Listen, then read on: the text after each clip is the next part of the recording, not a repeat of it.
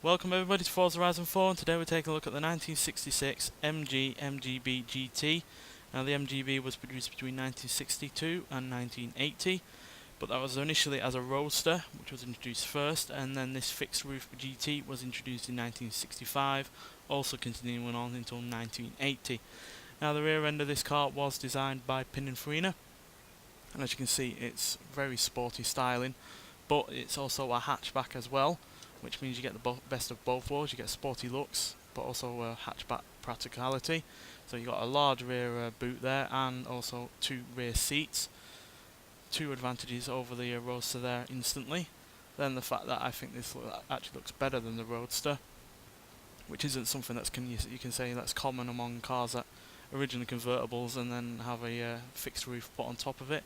But yeah, that's definitely the case with this car. And yeah, mechanically it was similar to the Roadster, besides different suspension springs and anti-roll bars, no doubt for the extra weight that the fixed roof adds to the car, and the fact that it's actually slightly quicker at the top end due to better aerodynamics. But under the hood we've got a 1.8 litre inline 4 engine, producing 95 horsepower and 110 pounds-feet of torque. So that's the exact same engine and power as the Roadster. So yeah, because of the extra weight from the roof, slightly slower to 60, but like I said, better at the top end because of better aerodynamics.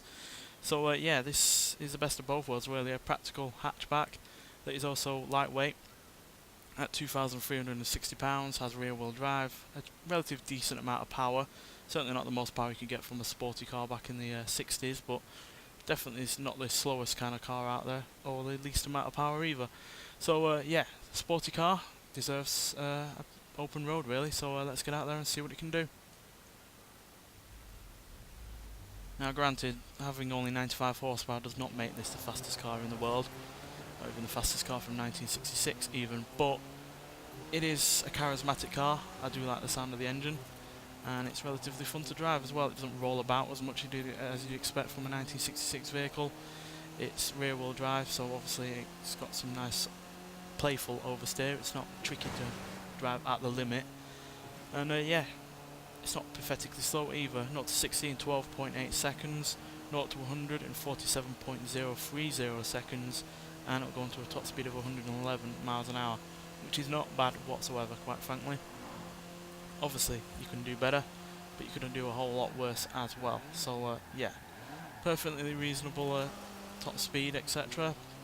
But this wasn't the ultimate version of the car. Between 1973 and 1976 there was a V8 version on offer called the Mgb Gt V8, and yeah, that was a car that had a V8 from Rover, who initially nicked it from Buick, and yeah, it was a 3.5 litre V8 producing 137 horsepower, 193 pounds-feet of torque. I do apologise for hitting that car there, which made it way quicker than this.